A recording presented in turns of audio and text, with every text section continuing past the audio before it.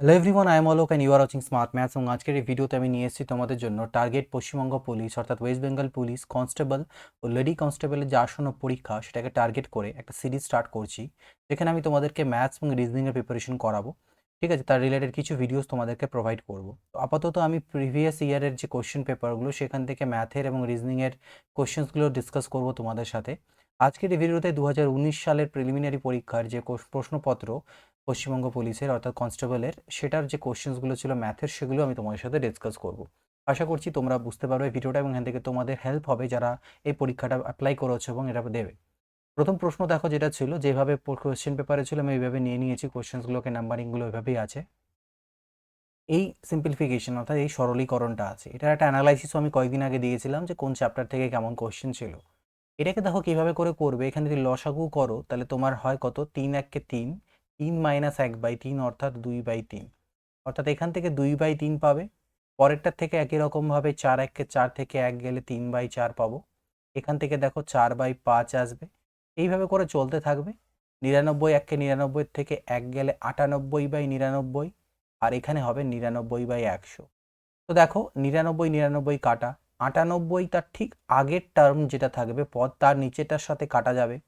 এইভাবে 5 কাটবে, 4 কাটবে, সব কাটা যাবে, শুধু 2 পড়ে থাকবে আর এদিকে 100 পড়ে থাকবে। তার মানে 1/50 এটা হবে এখান থেকে কারেক্ট অ্যান্সার। পরেরটা যদি দেখি, এক্স এবং ওয়াই এর বর্তমান বয়সের অনুপাত 3:4 দেওয়া আছে। 5 বছর পূর্বে তাদের বয়সের অনুপাত ছিল 5:7। ওয়াই এর বর্তমান বয়স কত? এক্স এবং ওয়াই এদের বর্তমান বয়সের অনুপাত 3:4 আর 5 বছর আগের অনুপাত 5:7 দেওয়া আছে। এই ধরনের প্রশ্নে আমরা কিভাবে সলভ করি, আমরা বয়সের ডিফারেন্সগুলো দেখি। কত? 2, 1।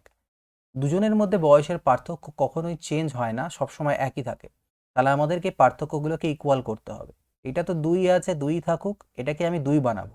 তাহলে 2 দিয়ে গুণ করব, 2×3 = 6, 2×4 = 8। কারণ যেহেতু এক ডিফারেন্স ছিল, 1কে 2 দিয়ে গুণ করলে 2 হয় ডিফারেন্সটা, তাই এই দুটো রেশিওকে 2 দিয়ে গুণ করলাম।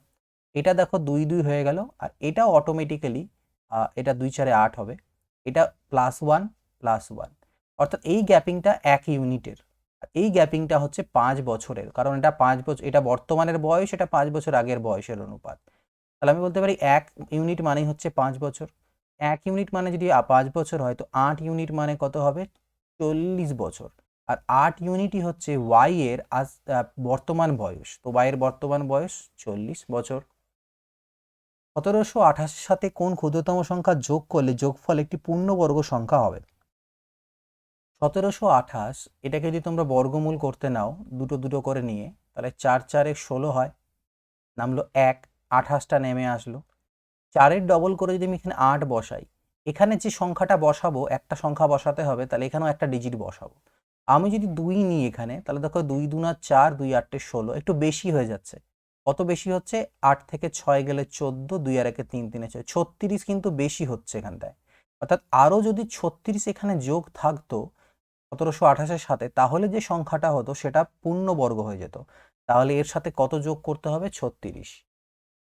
680 টাকাকে এবিসি এর মধ্যে এমনভাবে ভাগ করা হলো যাতে এ বি এর 2/3 এবং বি সি এর 1/4 অংশ পায়। বি কত টাকা পাবে? টোটাল ছিল 680, এ বি সি এর মধ্যে ভাগ করবে। আমি মনে করে নিলাম সি 12 টাকা পায়, আমি সাপোজ করলাম সি 12 টাকা পায়। সি যদি 12 টাকা পায়, তাহলে বি আবার সি এর 1/4 অংশ, 12-র 1/4 অংশ মানে হবে 3, অর্থাৎ বি পাবে 3 টাকা। আবার এ বি এর 2/3 অংশ পায়, তাহলে এ পাবে বি মানে 3 পেয়েছে, তার 2/3 অংশ মানে 2 টাকা, তাহলে এ পাবে 2। তাহলে এ আর বি আর সি এর পাওয়া টাকার অনুপাত হলো এটা।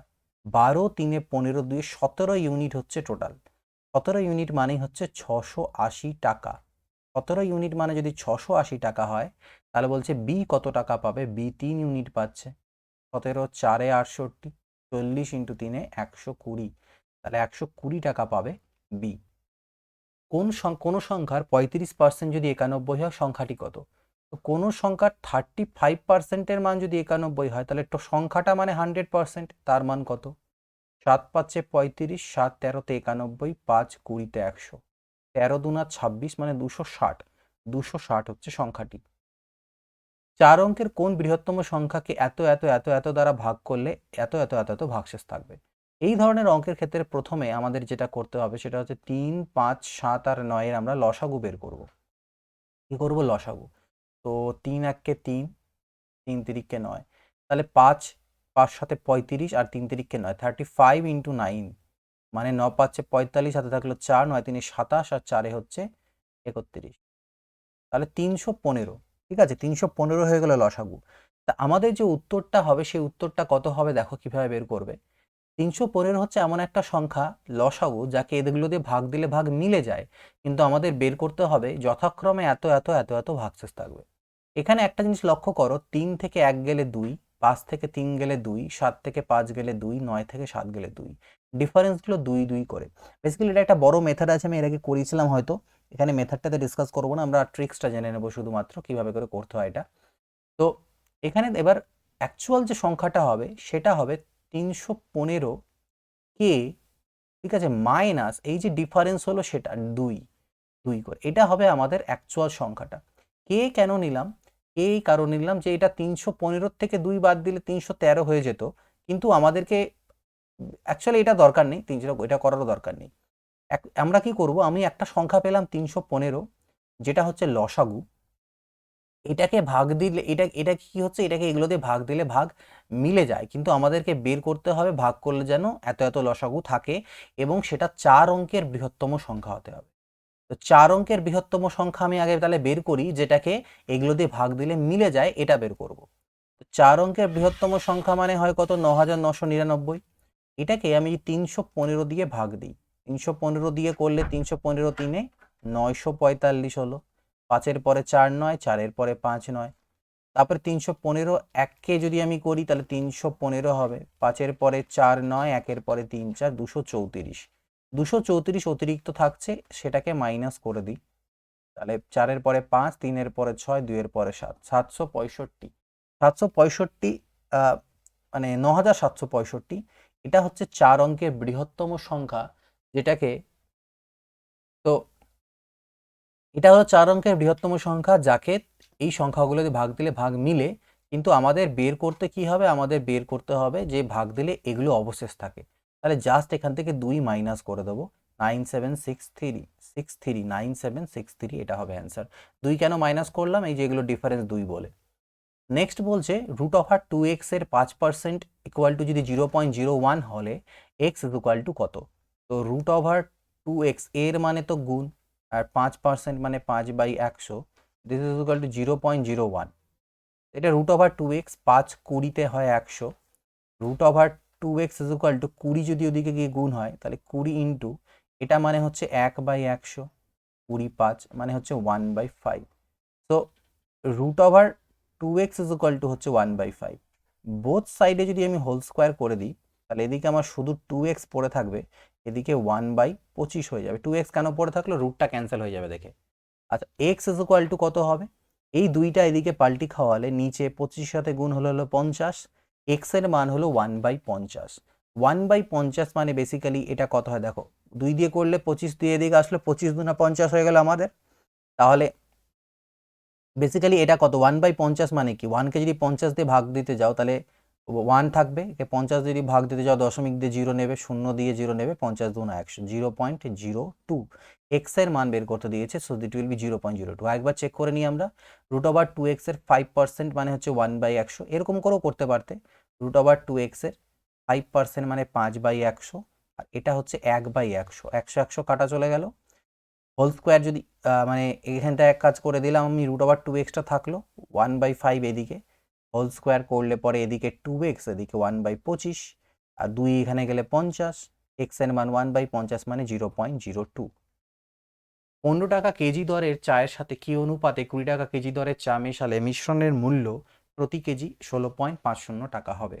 তাহলে 15 টাকার চায়ের সাথে 20 টাকার চা কীভাবে মেশাবো যাতে 16.50 টাকা হয় বা 16.5 টাকা হয়? এটাকে অ্যালিগেশন রুল অ্যাপ্লাই করি আমরা, মেথড অফ অ্যালিগেশন। এটা এটা এটা আর যেটা মিক্সচারটা সেটা এখানে। এবার কী হবে? বিয়োগ করতে হবে। 16.5-এর থেকে 15 গেলে 1.5, আর 20.5-এর থেকে 16.5 গেলে হচ্ছে 3.5। আর এই দুটোর অনুপাত, সেটাই হচ্ছে আমাদের answer. Point point cancel out, 5 7 35, 5 3 15, 7:3।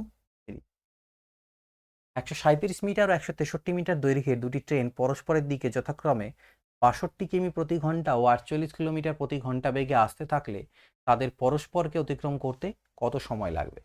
তো এই ধরনের ক্ষেত্রে যে সময়, time is equal to distance by কি হয়ে যায় স্পিড, বাট স্পিডটা হবে আপেক্ষিক গতিবেগ বা রিলেটিভ স্পিড। দূরত্ব কত? দূরত্ব হয়ে যাবে ট্রেন দুটোর সমষ্টি। আর স্পিডটা কি হবে, যেহেতু কি বলছে পরস্পরের দিকে আসছে, মানে এরকম এরকম আসছে, তো পরস্পরের দিকের অর্থটা হচ্ছে কি যে এই স্পিডটা পরস্পরের দিকে আসলে পরে স্পিডগুলো কি হয়ে যায়, প্লাস হয়ে যায়।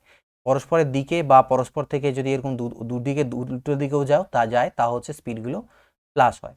তাহলে এখানে আমাদের স্পিডগুলো হয়ে যাবে 42 প্লাস 48, এটা যোগ হবে। কিন্তু যেহেতু এটা মিটারে দেওয়া আছে এটা, আর এটা কিলোমিটার প্রতি ঘন্টায় আছে, কিলোমিটার প্রতি ঘন্টাকে 5/18 দিয়ে গুণ দিলে মিটার প্রতি সেকেন্ড হয়ে যাবে। এটা গুণ করে দাও, 100 100 200, 60 আর 30 90, 300 হলো এটা, তাই না? 100 200 300, 300 নিচে হয়ে গেল 40 40 80 90 ইন্টু 5 আর 18টা উপরে, 18 পাচ্ছে 90, 5 6 30 60, 5 12 63, 12 সেকেন্ড। কত? 12 সেকেন্ড টাইম লাগবে। Root over 2 to the power n is equal to 64, root over 2 to the power n, আর 64 মানে হচ্ছে 2 টু দি পাওয়ার 6 হয়। আচ্ছা, পাওয়ারে হাফ, কোনো কিছুর পাওয়ারে রুট থাকার মানে হচ্ছে এক্স এর পাওয়ারে হাফ, তার মানে এটা 2 টু দি পাওয়ার n, তার পাওয়ারে হচ্ছে half, is equal to 2 to the power 6। এবার আমরা সূচকের নিয়ম অনুযায়ী জানি x to the power m তার পাওয়ারে যদি n থাকে, x to the power m into n হয়ে যায়। অর্থাৎ এখানে 2 to the power n into half মানে n/2 হয়ে যাবে। বোথ সাইড থেকে 2 2 ক্যান্সেল আউট, n/2 হলো 6, তার মানে n ইজ ইকুয়াল টু হলো 6 দুনা 12, n এর মান হচ্ছে 12। একটি ঘুড়ি ও লাটাইয়ের দাম একসাথে 1 টাকা 10 পয়সা, লাটাইয়ের দাম ঘুড়ি থেকে 1 টাকা বেশি হলে ঘুড়ির দাম কত? ঘুড়ি মানে হচ্ছে কাইট, আর লাটাইকে আমি লিখলাম কে প্লাস এল। এদের যদি একসাথে দাম নাও তাহলে 1 টাকা 10 পয়সা হবে। 10 পয়সা মানে কত টাকা হয়? 10/100 টাকা, মানে 1/10, অর্থাৎ 0.1 টাকা, তাই তো? 10 পয়সা মানে হচ্ছে 0.1, তাহলে 1.1 টাকা, এটা দুজনের একসাথে। আবার বলছে লাটাইয়ের দামটা ঘুড়ির থেকে 1 টাকা বেশি, লাটাইয়ের দামটা ঘুড়ির থেকে 1 টাকা বেশি, অর্থাৎ এল প্লাস কে সেটা হচ্ছে 1.1 আর এল মাইনাস কে হচ্ছে 1, দুটোকে যোগ করলে কে কে কাটা যাবে, 2L আমরা পাবো হচ্ছে 2.1, 2L এর মান আমরা 2.1 পাবো, মানে 2 টাকা 10 পয়সা, 2 টাকা 10 পয়সা মানে বেসিক্যালি 210 পয়সা, পয়সায় করে নিলাম। তাহলে এল ইজ ইকুয়াল টু হয়ে যাবে 2 দিয়ে ভাগ দিলে পরে 105 পয়সা। 105 পয়সা হচ্ছে লাটাইয়ের দাম, আর লাটাই আর ঘুড়ি মিলে মোট ছিল 110 পয়সা ছিল। তাহলে 110 পয়সার থেকে 105 বাদ দিলে হচ্ছে 5 পয়সা দাম আসছে আমার কিসের? ঘুড়ির দাম। ঠিক আছে, ঘুড়ির দাম কত হচ্ছে? 5 পয়সা। আর একবার চেক করে নেওয়া নিই আমরা যে লাটাই আর ঘুড়ি যদি একসাথে থাকে তাহলে 110 পয়সা হয়, আর লাটাইয়ের দামটা ঘুড়ির দামের থেকে 1 টাকা বেশি, মানে 100 পয়সা বেশি। 1 টাকা বেশি মানে 100 পয়সা বেশি। আচ্ছা, আমি যদি বিয়োগই করি তাহলে একবারে, তাহলে এটা মাইনাস, এটা প্লাস, এটা মাইনাস, তখন এলগুলো কাটা যাবে। 2K ইজ ইকুয়াল টু পাবো 10, তাহলে K ইজ ইকুয়াল টু 5, তাহলে ঘুড়ির দাম 5 পয়সা। দুটি পাইপ এ এবং বি কোনো জলাধার যথাক্রমে 12 মিনিট আর 16 মিনিটে পূর্ণ করে। যদি দুটি পাইপ একসাথে খোলা হয় তবে কতক্ষণ পরে বি পাইপটিকে বন্ধ করলে জলাধারটা 9 মিনিটে পূর্ণ হবে? অর্থাৎ এ একটা ট্যাঙ্কে 12 মিনিটে ভর্তি করতে পারে, বি পারে 16 মিনিটে ভর্তি করতে। টোটাল লসাগু নিলাম 48, 12 4 48, 16 3 48, অর্থাৎ এ 1 মিনিটে 4 ইউনিট ভর্তি করে, বি 1 মিনিটে 3 ইউনিট ভর্তি।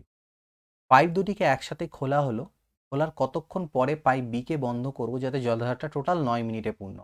তাহলে আমি বিকে বন্ধ করেছি, এ কে তো বন্ধ করিনি, তার মানে এ টোটাল 9 মিনিট অবধি চললো। এ 1 মিনিটে 4 ইউনিট করে ভর্তি করে, তাহলে 9 মিনিটে 36 ইউনিট কে ভর্তি করবে? এ একাই ভর্তি করবে। তাহলে বাঁচলো যে 12 ইউনিট, নিশ্চয়ই এই 12 ইউনিট বি ভর্তি করেছে। আর বি 1 মিনিটে 3 ইউনিট ভর্তি করে, তার মানে 12 ইউনিটও 4 মিনিটে ভর্তি করছে। তার মানে বিকে আমি 4 মিনিট অবধি চালিয়েছিলাম, তারপরে বন্ধ করে দিয়েছি। এটাই হচ্ছে অ্যান্সার। একটি আয়তক্ষেত্রের কর্ণ 10 সেন্টিমিটার এবং তা আয়তক্ষেত্রের একটা বাহুর দ্বিগুণ হলে আয়তক্ষেত্রের ক্ষেত্রফল কত? একটা আয়তক্ষেত্র আছে, তার যে কর্ণটা এটা হচ্ছে 10 সেমি এবং সেটা একটা বাহুর দ্বিগুণ। কোন বাহুর দ্বিগুণ আমি জানি না, বাট একটা বাহুর দ্বিগুণ হবে। সাপোজ করে নিলাম এই বাহুটারই দ্বিগুণ, তাহলে একটা বাহুকে আমি 5 নিতে পারি। একটা যদি 5 হয়, একটা যদি 10 হয়, তাহলে আরেকটা কত হবে? এটা অতিভুজ, এটা লম্ব, তাহলে ভূমির মান হবে √ অতিভুজের স্কোয়ার মাইনাস লম্ব স্কোয়ার। 10-এর, আচ্ছা এখান থেকে দেখো 5-এর স্কোয়ার কমন যদি নিয়ে নিই, তাহলে এখানে 2-এর স্কোয়ার মাইনাস 1 পড়ে থাকবে। 5-এর স্কোয়ারটা বাইরে আসলে 5 হয়ে আসবে, আর নিচে ভিতরে থেকে যাবে 2-এর স্কোয়ার মাইনাস 1 মানে হচ্ছে 3, মানে 5√3।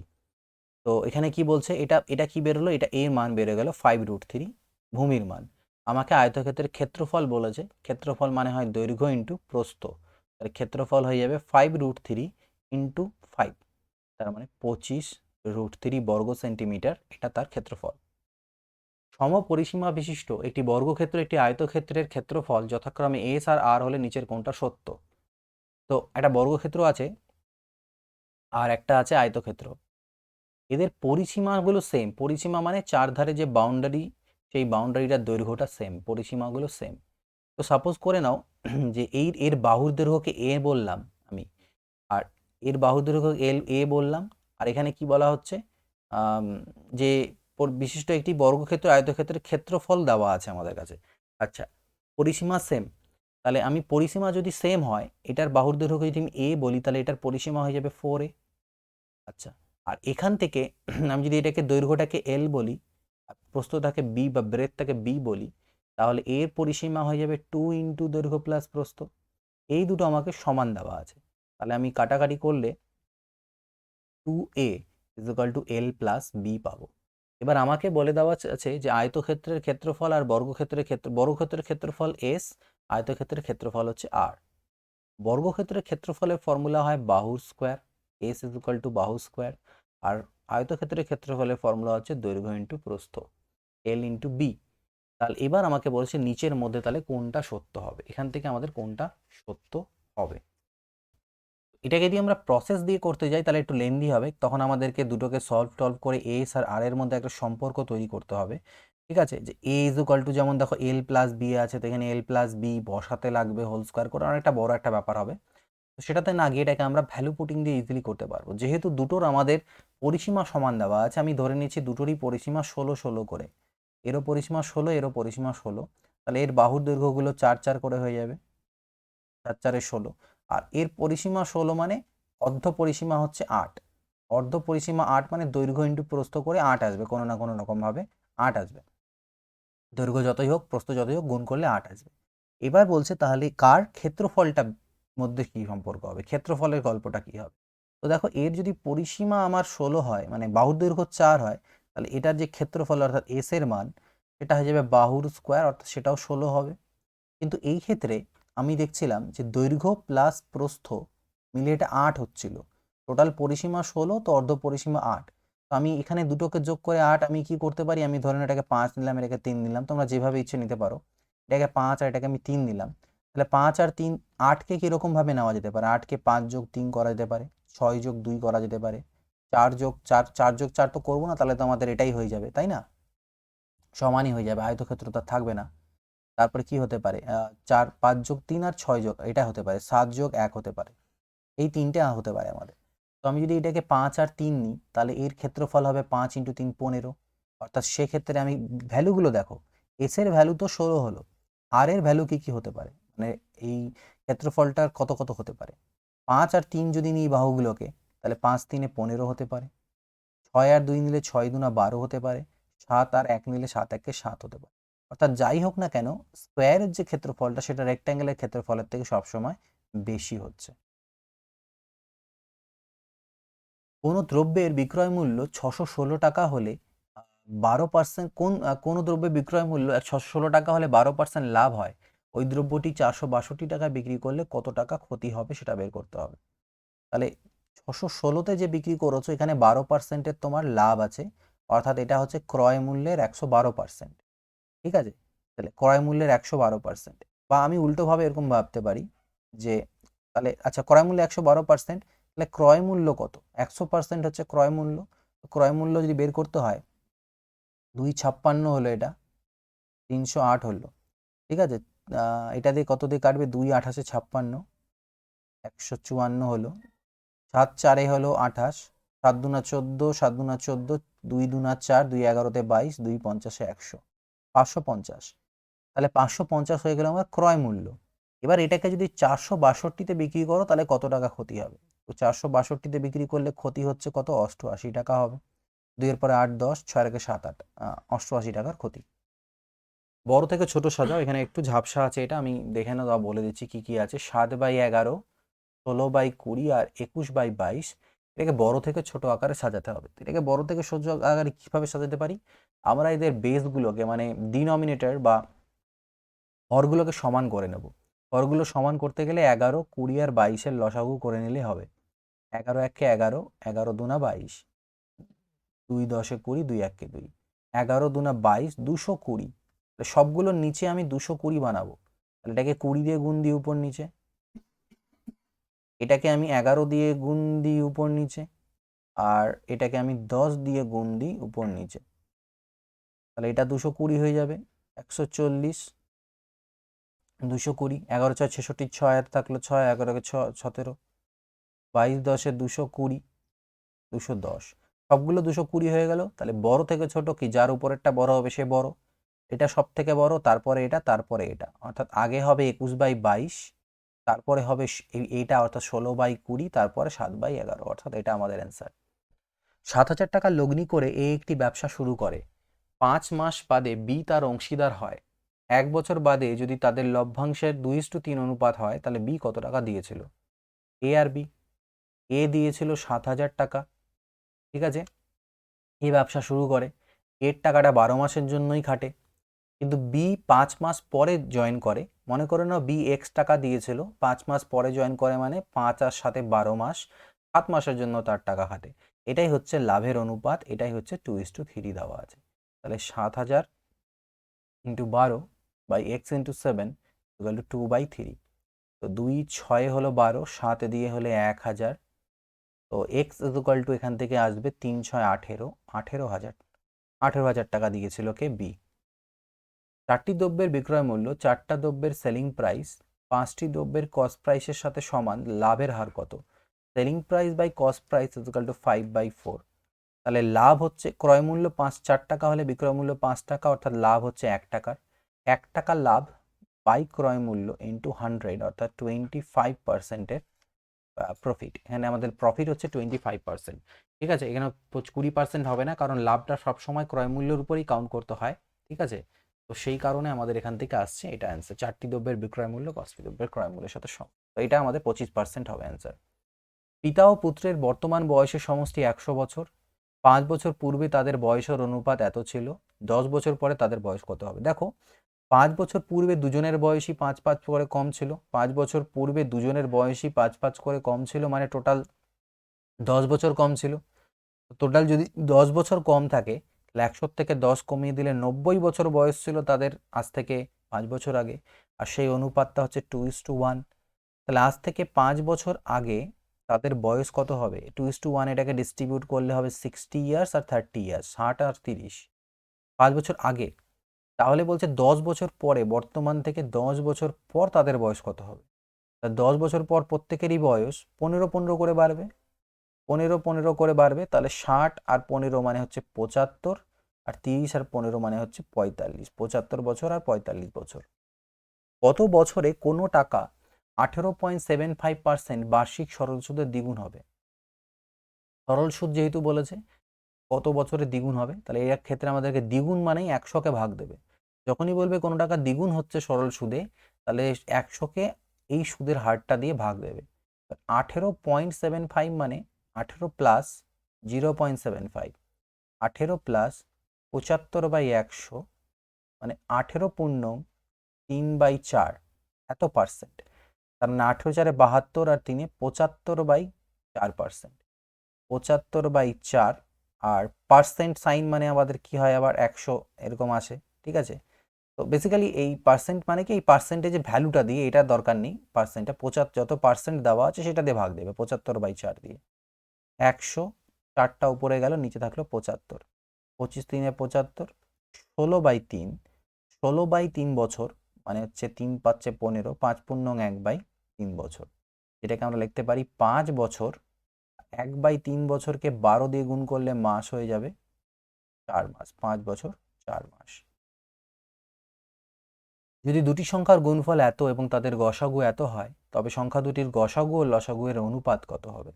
তো আমরা জানি সংখ্যা দুটির গুণফল ইজ ইকুয়াল টু গসাগু ইন্টু লসাগু। তাহলে লসাগু ইজ ইকুয়াল টু হবে গুণফল বাই গসাগু। তাহলে 6 দিয়ে 6 3 18, 6 6 36, 360।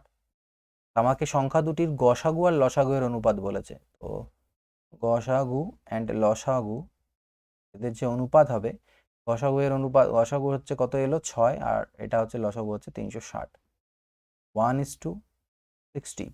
এটা হচ্ছে অ্যান্সার। স্রোতের অনুকূলে এবং স্রোতের প্রতিকূলে একটি নৌকার বেগ যথাক্রমে এত কিমি প্রতি ঘন্টা, এত কিমি প্রতি ঘন্টা হলে স্থির জলে 24 কিলোমিটার যেতে কত সময় লাগবে? স্থির জলে যখনই বের করতে বলে, অর্থাৎ বোটের গতিবেগ, সেটা হয়ে যায় এস, স্রোতের অনুকূলে গতিবেগ, স্রোতের প্রতিকূলে মানে আপস্ট্রিমে গতিবেগ বাই 2, অর্থাৎ 12 + 8 বাই 2 করে দাও 10। ঠিক আছে, তাহলে টোটাল যে স্পিড হলো সেটা হলো 10। স্রোতের মানে স্থির জলে গতিবেগ হলো 10 কিলোমিটার প্রতি ঘন্টা। এবার 24 কিলোমিটার যেতে তাহলে কত সময় লাগবে? তা time is equal to distance by speed, মানে 2.4 ঘন্টা। এক ব্যক্তি 61 কিলোমিটার পথ 9 ঘন্টা অতিক্রম করে। এই যাত্রাপথের কিছু অংশ তিনি পদব্রেজে মানে হেঁটে 4 কিলোমিটার প্রতি ঘন্টা বেগে এবং বাকি অংশ 9 কিলোমিটার প্রতি ঘন্টা বেগে সাইকেল অতিক্রম করেন। তিনি পদব্রেজে কতটা দূরত্ব গিয়েছিলেন? 61 কিলোমিটার পথ 9 ঘন্টা অতিক্রম করে, তাহলে 61 কিলোমিটার টোটাল পথ, তার মধ্যে আমি মনে করে নিচ্ছি ওয়াকিং আর হচ্ছে সাইকেল। হেঁটে যান x কিলোমিটার, সাইকেলে যান বাকিটা, আমি এটা ধরে নিলাম। তাহলে হেঁটে যে তিনি যাচ্ছিলেন তার স্পিড ছিল 4 কিলোমিটার পার আওয়ার, আর সাইকেলে যাচ্ছিলেন 9 কিলোমিটার পার আওয়ার। তাহলে x কিলোমিটার যেতে সময় লাগবে কত? দূরত্ব বাই গতিবেগ। আর 61 - x কিলোমিটার সাইকেলে যেতে সময় লাগবে কত? দূরত্ব বাই গতিবেগ। এই টোটাল সময়টাই হচ্ছে 9 ঘন্টা। তাহলে এখান থেকে লসাগু করলে নিচে 36, 9x, 4 × 1 = 4, 4 × 6 = 24, - 4x = 9। 9 থেকে 4 চলে গেলে হলো 5x + 244, R is equal two 36 × 9 হবে 9 × 6 = 54, 4 হাতে থাকলো 5, 9 × 3 = 27, 3 × 3 = 32, 324। ঠিক আছে, 5, 9 × 3 = 27, 3 × 3 = 32। তাহলে 5x = 244 ও পাশে গিয়ে বিয়োগ হলে 4 থেকে 4 গেলে 0, 24 আর 8 হচ্ছে 32। x = 16, 16, x এর মান 16। তাহলে তিনি হেঁটে কতটা দূরত্ব গিয়েছিলেন? 16 কিলোমিটার। একটি আয়তক্ষেত্রাকার বাগানের দৈর্ঘ্য আর প্রস্থ যথাক্রমে দেওয়া আছে। বাগানের চারিদিকে 10 মিটার চওড়া একটি রাস্তা আছে, রাস্তার ক্ষেত্রফল কত? তো বাগানের দৈর্ঘ্য হচ্ছে 100 মিটার বাই 80 মিটার, আর চারদিকে চওড়া রাস্তা আছে কত? 10 মিটারের চওড়া রাস্তা। রাস্তার ক্ষেত্রফল বের করতে গেলে বড় আয়তক্ষেত্রের থেকে ছোট আয়তক্ষেত্রের ক্ষেত্রফল মাইনাস করব। বড় আয়তক্ষেত্রের দৈর্ঘ্য কত? ভিতরেরটার দৈর্ঘ্য হচ্ছে 100, বড়টার দৈর্ঘ্য হবে এদিকে 10 আর এদিকে 10, কারণ রাস্তা 10 10 করে বেশি, 120। বড় আয়তক্ষেত্রের প্রস্থ কত হয়ে যাবে? 80-র সাথে 10 10 20 যোগ মানে 100। তাহলে বড় আয়তক্ষেত্রটার ক্ষেত্রফল হয়ে গেল এটা, তার থেকে ছোট আয়তক্ষেত্রের ক্ষেত্রফল অর্থাৎ 100 × 80 মাইনাস, তাই তো? 100 কমন নিয়ে নাও, 120 - 80 হবে 40 × 100 মানে 4000। তাহলে 4000 বর্গমিটার হচ্ছে রাস্তার ক্ষেত্রফল। পরপর 7টি সংখ্যার গড় 20 হলে বৃহত্তম সংখ্যাটা কত? 1 2 3 4 5 6 7। পরপর 7টা সংখ্যার গড় মানে একদম মিডিল পজিশনটা হবে 3, 3 বাদ দিয়ে এখানে মাঝখানে যেটা পড়বে সেটা গড় হয়ে যাবে পরপর সংখ্যা যদি বলে। এটা যদি গড় হয়, এটার মান আমাকে দেওয়া আছে 20, তাহলে বড় সংখ্যাটা মানে কি এটা? 21 22 23, এটা কত হবে? 23 হবে। 2 অঙ্কের একটি সংখ্যার অঙ্কদ্বয়ের যোগফল 8, সংখ্যাটি থেকে 18 বাদ দিলে সংখ্যাটিতে অঙ্কগুলির স্থান পরিবর্তন করে সংখ্যাটা কত? এটা আমরা অপশনসের থ্রুতে করব। 5 আর 3 8, 6 2 8, 4 4 8, 5 3 8, সবগুলোই পসিবল হচ্ছে। অঙ্কদ্বয়ের যোগফল 8, সংখ্যার থেকে যদি 18 বাদ করা যায়, সংখ্যাটার থেকে যদি 18 বাদ করা যায়, তাহলে এটা কত হচ্ছে দেখো, 18 × 2 = 36 মানে 17, 8-এর পরে 4 12, হাতে থাকলে 1 আর 2-এর পরে 4 44, 8-এর পরে 6 14 26, 8-এর পরে 5 13 35। তো বলছে যদি বাদ বিয়োগ করি তাহলে যে নতুন সংখ্যাটা পাবো তার অঙ্কগুলো স্থান পরিবর্তন হয়ে যাবে আগের তুলনায়। অর্থাৎ 35 থাকলে 53 হওয়া উচিত, হয়নি। 62 থাকলে 26 হওয়া উচিত, হয়নি। 44 থাকলে 44ই হওয়া উচিত, হয়নি। 53 থেকে 35 উল্টে গেছে, তার মানে এটাই হচ্ছে আমাদের অ্যান্সার। এর 90%, 90%, 90/100, বি এর 30%, বি এর 30% এবং বি এর 30%-এর সাথে সমান। আবার বলছে বি হচ্ছে এ এর 2x%, তাহলে এক্স এর মান কত? তো বেসিক্যালি এখান থেকে আমি এ বাই বি কত পাচ্ছি দেখো, 100 কাটা 0 কাটা 3 তেইকে 9, এ বাই বি হচ্ছে 1/3। আর বি বাই এ যদি বলো তাহলে 3/1, তাহলে বি বাই এ এখান থেকে is equal to 2x/100। B by A আমি পেলাম 3/1, 2 50-এ 100 মানে x/50, এক্স এককে এক্স, 50 3-এ 150, যার মান হচ্ছে 150। কোনো ত্রিভুজের 3টি কোণ যথাক্রমে এত এত হলে এক্স কত? তো 3টি কোণের সমষ্টি কত হয় একটা ত্রিভুজের? একটা ত্রিভুজের 3টা কোণের সমষ্টি হয় 180 ডিগ্রি। এইটা 180 হওয়া উচিত, টোটাল ডিগ্রিগুলো আর লিখলাম না। তাহলে কত হবে? 3 আর 4-এ 7 আর 2-এ 9x, 11 আর 7-এ হলো 18 is equal two 180। 9x is equal two 198, x is equal two 22, x এর মান হচ্ছে 22 ডিগ্রি। ঠিক আছে। একজন মোটর আরোহী এ থেকে বি স্থানে 20 কিলোমিটার প্রতি ঘন্টা বেগে যান এবং 30 কিলোমিটার প্রতি ঘন্টা বেগে ফিরে আসেন, গড় গতিবেগ কত? তো যখন এরকম ফিরে যায় ফিরে আসে, গড় গতিবেগের যেটা ফর্মুলা সেটা হচ্ছে 2xy/x+y, অর্থাৎ 2 ইন্টু যাওয়ার সময় গতিবেগ, ফেরার গতিবেগ, যাওয়ার গতিবেগ, ফেরার গতিবেগ, 2 ইন্টু 20 ইন্টু 30 বাই হচ্ছে 50, 0 5 4 20, 4 3 12 দুনা 24 কিলোমিটার প্রতি ঘন্টা। তিনটি সংখ্যার অনুপাত এত এবং তাদের গসাগু এত হলে বৃহত্তম সংখ্যাটা কত? তো কিছু না, সংখ্যাগুলো বের করতে গেলে 12 দিয়ে গুণ করে দাও, 12 1 12, 12 2 24, 12 3 36, এটাই হচ্ছে তিনটে সংখ্যা, তাহলে বড় সংখ্যাটা 36। এই ছিল আমাদের কোশ্চেন। ডাব্লিউবিপি কনস্টেবল 2019-এর প্রিলিমিনারি পরীক্ষার যে সকল প্রশ্নগুলো এসেছিলো, আই থিঙ্ক 30টা কোশ্চেন ছিল। সেই কোশ্চেন্সের সবগুলো সলিউশন আমি তোমাদেরকে প্রোভাইড করলাম। ধীরে ধীরে এখন দিচ্ছি, যেহেতু টাইমের প্রবলেম হচ্ছে এবং এখানে সব কিছু ইনস্ট্রুমেন্টস আমার কাছে নেই, ল্যাপটপটার সাথে আনতে পেরেছি বলে তাও রেকর্ড করে দিতে পারছি। ইন্টারনেটেরও ইস্যু আছে, তাই বেশি বড় বড় ভিডিও তৈরি করতে পারবো না। আর এখন হয়তো এই ভিডিওতে তোমরা আমাকে ফেসও দেখতে পারছো না, কারণ তাতে ভিডিও একটু লেন্দি হচ্ছে। আমি চেষ্টা করছি যতটুকু দেওয়ার সম্ভব তোমাদের দিতে পারি। কিন্তু সিচুয়েশন ঠিকঠাক হলে তখন আবার তোমাদেরকে ভালো মতো করে ক্লাসগুলো করাতে পারবো। আপাতত রেকর্ডেড ভিডিওজই এরকম আসতে থাকবে। চেষ্টা করব অন্তত একদিন পর পর, একদিন অল্টারনেট করে করে একটা করে ভিডিও তোমাদেরকে দেওয়ার। আর অল্টারনেট করে আসবে, একদিন কনস্টেবলের ভিডিও, একদিন এসআই, দুটোরই ভিডিও আসবে প্রিভিয়াস ইয়ারের। আপাতত মোটামুটি প্রিভিয়াস ইয়ারে 3 থেকে 4টে প্রিভিয়াস ইয়ারের কোশ্চেন্স ও সলিউশনস তোমাদেরকে দিই, তারপর নিউ কিছু কোশ্চেন্সের প্র্যাকটিস করাবো। তো এই ভিডিওতে এইটুকুই থাকছে। ভিডিওটা কেমন লাগলো অবশ্যই জানিও। চ্যানেলের সাথে জুড়ে থেকো, প্রিভিয়াস প্রচুর ভিডিও দেওয়া আছে, 600-700-র কাছাকাছি ভিডিও আছে, সেগুলো দেখলে পরেই অনেকটা হবে। আর হ্যাঁ, আর এস আরগওয়াল স্যারের সলিউশনের কথা বলছো, এটা এই মুহূর্তে আমার পক্ষে পসিবল নয়। আমি যে স্পিডে যাচ্ছিলাম, বাট এখন পসিবল নয় যে ওইভাবে করে রেকর্ড আমি করি। আবার যখন বাড়িতে যেতে পারবো, টাইম হাতে থাকবে, তখন আমি আবার ফটাফট রেকর্ড করে তোমাদেরকে দিয়ে দেবো। আপাতত কিছু ভিডিওসই আমি তোমাদেরকে দিতে পারছি, যেটা এই সিরিজটা চলছে এটা, এবং ইম্পর্টেন্ট কোনো টপিকের উপর ভিডিও মনে হলে দেবো। টেলিগ্রাম চ্যানেলের সাথে যুক্ত হয়ে থেকো, ওখানে এর আগে অনেক কন্টেন্ট দেওয়া আছে, পিডিএফ দেওয়া আছে, সেগুলো তোমরা পেয়ে যাবে প্র্যাকটিস করতে। নেক্সট ভিডিওতে দেখা হবে। Till then goodbye, take care and always practising.